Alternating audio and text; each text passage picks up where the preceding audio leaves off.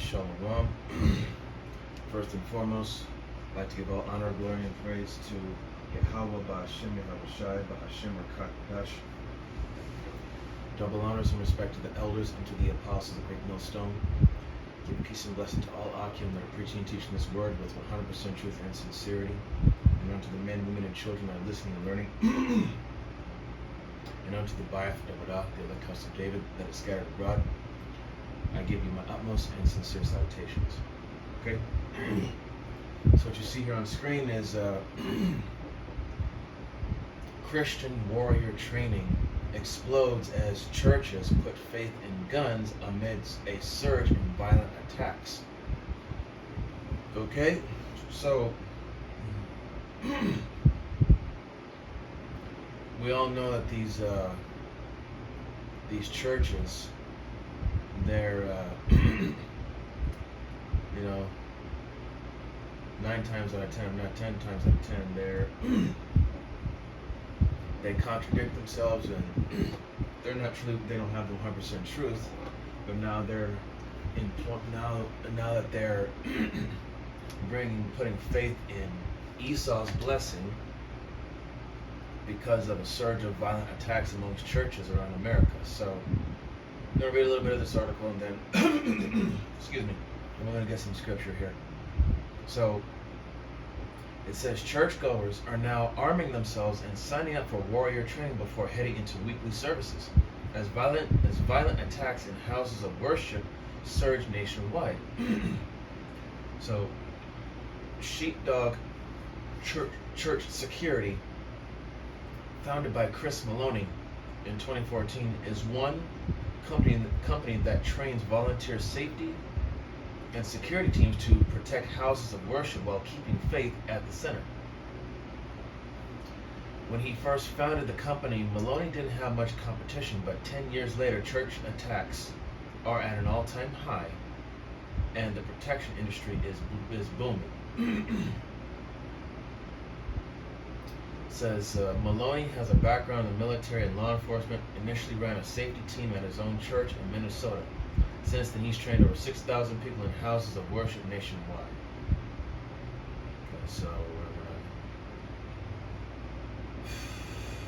let's see.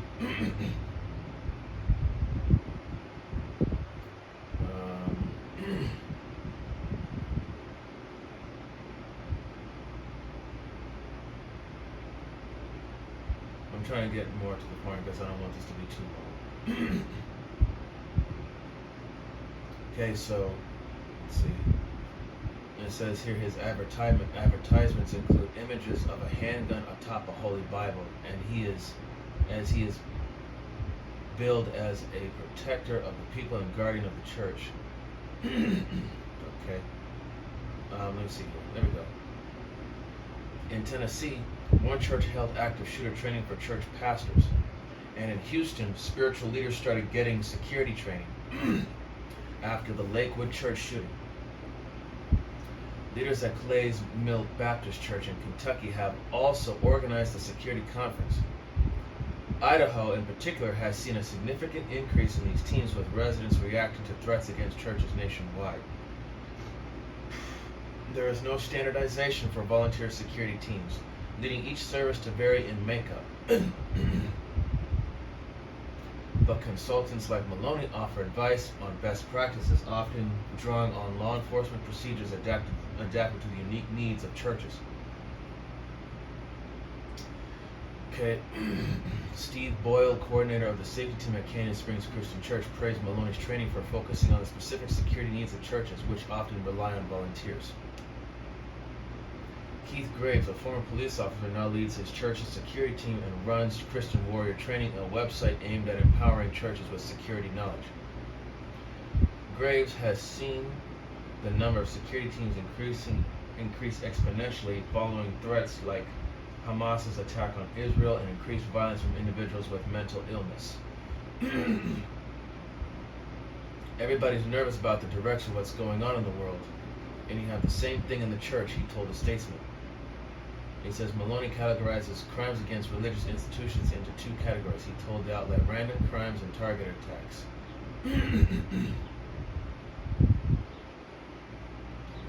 let's see.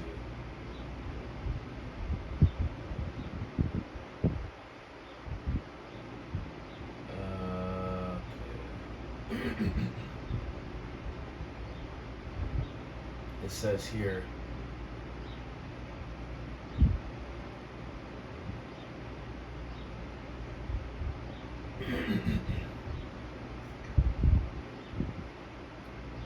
Okay, I'm gonna see here. It says that a Family Research Council study found acts of hostility against churches more than doubled between 2022 and 2023, while violent attacks on houses of worship nearly tripled from 2018 to 2019. Damn. FEMA, which offers security grants to nonprofits, saw a steep rise in Idaho organizations applying for funds this year, including several Christian organizations for the first time.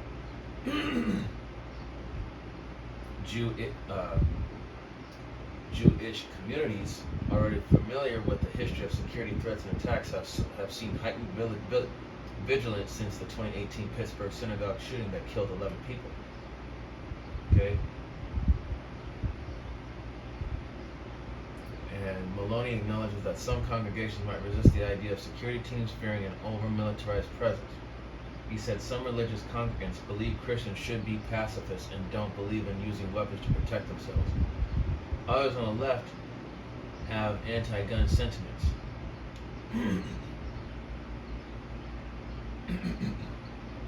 Let's see. This is a report here on Asbury. While Asbury's security committee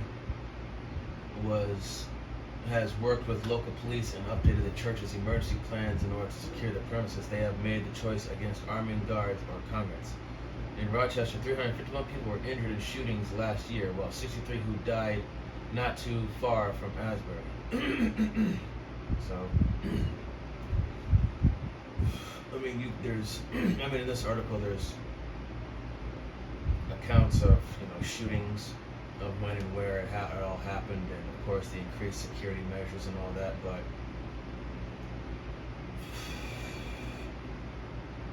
I think it was not too long while back. I think there was a Jake pastor. I can't remember exactly where or when, but a Jake pastor got shot by another Jake in the church. So, implementing security measures within the churchgoers here, okay, you're trying to heighten security, but you're also putting yourself at risk, because what if one of those churchgoers, and he gets this supposed Christian warrior training, and this man happens to, having a bad day, or, the Lord has a demon jump on him, and he goes up into that church, and the Lord decides to let him loose. Then what are you going to do? So, these churches, man, they're not, as the scriptures say, the Most High don't dwell in houses made by the hands of man. In fact, let me just go ahead and get the scriptures and let the scriptures do the talking. It's going to be the book of Acts. The book of Acts, chapter 7, verse 48. And it says, "Howbeit the Most High dwelleth not in the temples made with hands, as saith the prophet." Verse 49, "Heaven is my throne, and earth is my footstool. What house will ye build me, saith the Lord? Or what is the place of my rest?" Verse 50, "Hath not my hands made all these things?" So, the spiritual realm, heaven, that's where the Most High dwells. That's his throne. The earth, here in this realm, this is his footstool. This is his creation. Okay? So there's no need to, the Most High does not dwell in these harlot houses.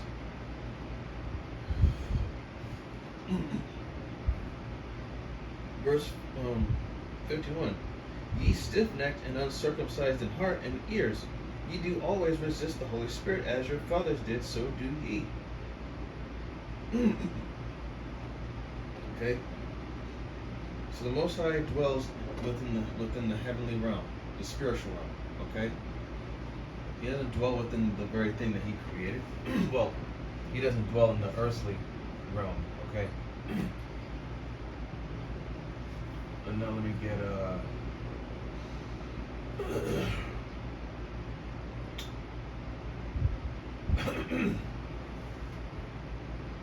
2 Corinthians.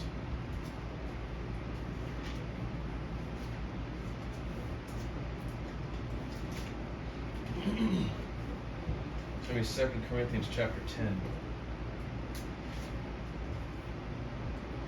Verse 3. And it says, for though we walk in the flesh, we do not war after the flesh. Verse 4. For the weapons of our warfare are not carnal, but mighty through the Most High to the pulling down of strongholds. Okay? To the pulling down of strongholds by using the word to expose this place for what it is.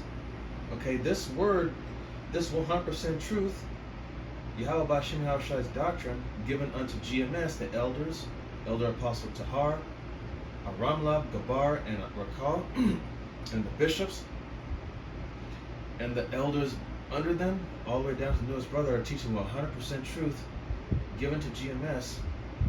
Just speaking the truth alone is making this place fall apart. Yahweh Bashim Yahushai is tearing down the system systematically. Okay? We don't have to do anything. All we're doing is just telling you the word. Okay? The word alone is a living book, and it's doing the work. Okay? Yahweh Bashim Yahushai is doing the work for us right before our very eyes. We don't need to get our hands dirty. We don't need to take matters into our own hands.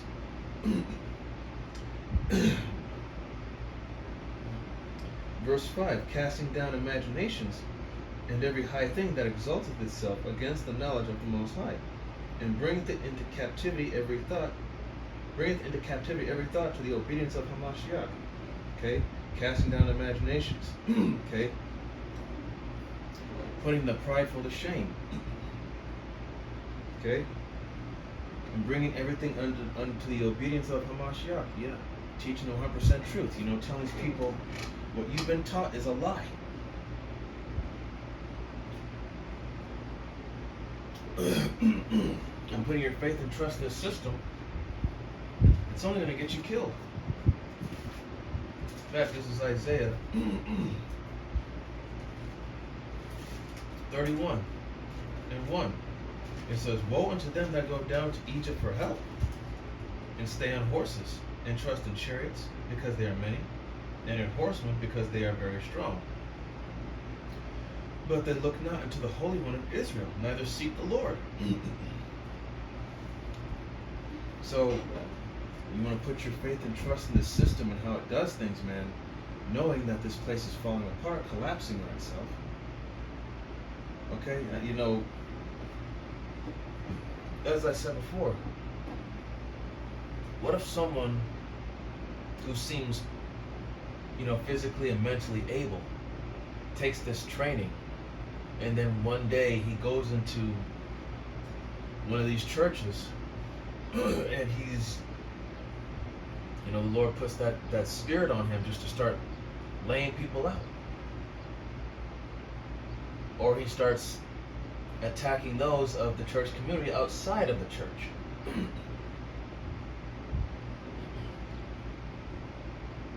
Even if you do extensive background checks on these people and whatnot, it's going to be a matter of time before someone within these communities of yours is going to go haywire.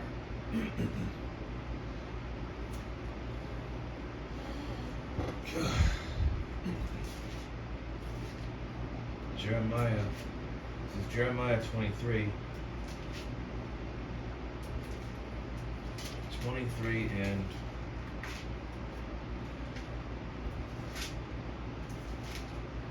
actually, hold on.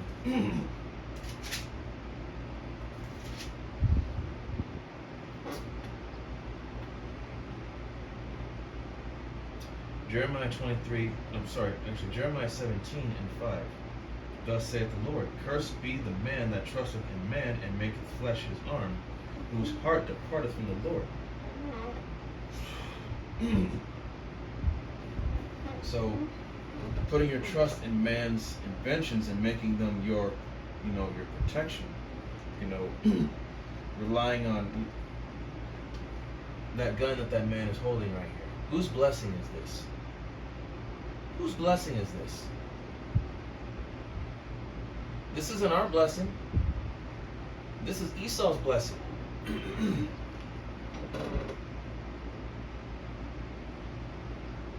Okay, so let me read it again. Jeremiah 17:5. Thus saith the Lord, Cursed be the man that trusteth in man, and maketh flesh his arm, and whose heart departeth from the Lord.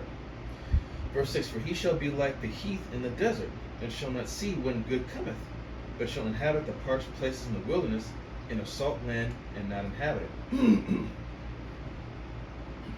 So basically left desolate,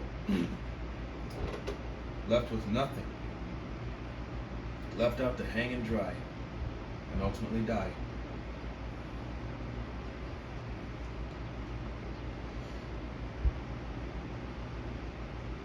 Verse 7. Blessed is the man that trusteth in the Lord, and whose hope the Lord is. Verse 8. For he shall be as a tree planted by the waters, and that spreadeth out her roots by the river, and shall not see when heat cometh. But her leaf shall be green, and shall not be careful in the year of drought, neither shall cease from yielding fruit. So basically, those who put their faith and trust in the Lord, they will be preserved. The Lord's going to take care of those that put their faith and trust in Him and do as He tells them to. Okay? The Lord's going to take care of His sincere and loyal followers. But for those that, put their faith in what's in the world rather than Him, like I just read in verse 6, Yahweh Hashem Ashai is going to leave them to die, leave them to suffer. Okay? I mean, you know what? I mean, in Jacob's trouble, not to say put your faith in a weapon, but, we don't know what's going to happen. But, don't get it twisted. You could use a weapon for self-defense, but to put your faith in it, like it says here, don't put your faith in this weapon, because in that time, in Jacob's trouble, you may have a weapon, but if something goes wrong with that weapon or you run out of bullets, then what?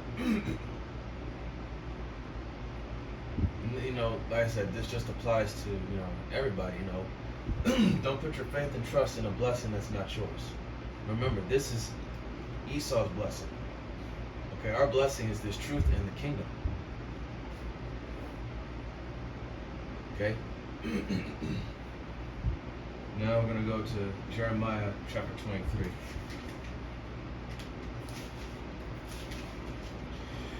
23. And now it says here, Woe be unto the pastors that destroy and scatter the sheep of my pasture, saith the Lord. Verse 2, Therefore thus saith the Lord Yahweh, power of Israel, against the pastors that feed my people, ye have scattered my flock and driven them away, and have not visited them. Behold, I will visit upon you the evil of your doing, saith the Lord. So these pastors in the churches, these Christian pastors, they're going to pay for misleading the people, lying to them because they've been promised that 501c3, that tax-free plan, because they're all about the money. They don't give a damn about what you do outside the church, because they're hypocrites themselves. They do not give a shit.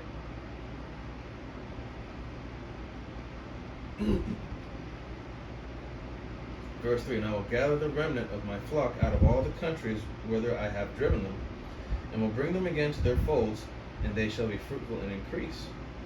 The remnant, the elect. Verse 4, and I will set up shepherds over them which shall feed them, and they shall fear no more, nor be dismayed, neither shall they be lacking, saith the Lord. And who are those shepherds that are over them which feed them?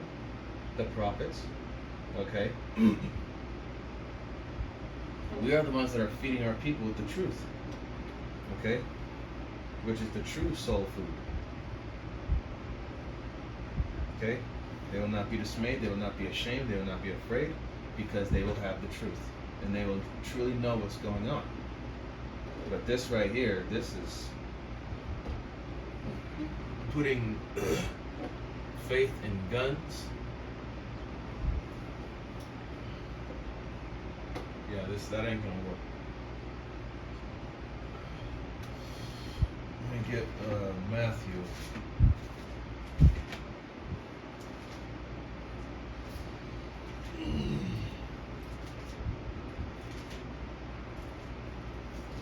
Matthew 6 and 24. And it says, no man can serve two masters, for either he will hate the one and love the other, or else he will hold to the one and despise the other. You cannot serve God and Mammon. Even though Mammon is talking about riches, but you could also use this in this sense. You know, put your faith in either the Most High or in Esau's blessing, the sword. In fact, let's go to Genesis real quick. Genesis 27.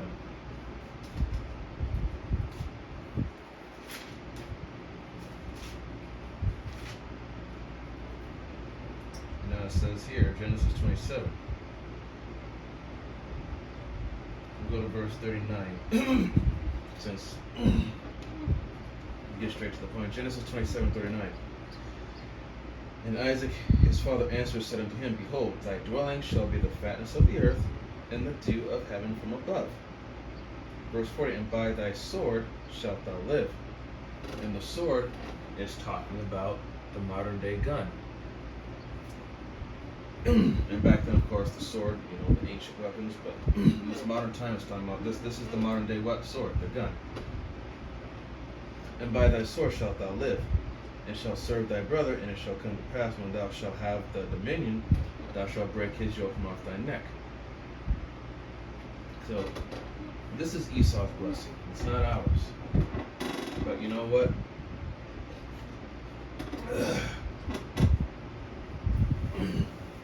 Esau, Edom, is ruling right now, so you know, with his lies and deceit which have deceived the whole world, people are not relying on the Most High. They would rather rely on what Esau has given them. Okay, like I said, this lesson was meant to be long. I believe I covered all the points here. But yeah, just read more about this article. But at the end of the day, yeah, you know, Yahweh Shema Shai is going to, these churches they'll all be laid to waste. And these people are going to realize that these churches did you no good in the first place. Alright? And with that, I'd like to give all honor, glory, and praise unto Yahweh Ba'Shem Yahweh Shai, Ba'Shem Rakhat Kodash. Double honors and respect to the elders and to the apostles of the great millstone. Peace and blessing to all Akim that are preaching and teaching this word with 100% truth and sincerity. And unto the men, women, and children that are listening and learning. And unto the Biath of Dabadah, the elect house of David that is scattered abroad. I give you my utmost and sincere salutations. See you in the next lesson, Lord willing. Kwam Yasharala, Wa Ababa, Shalom, Barakatam.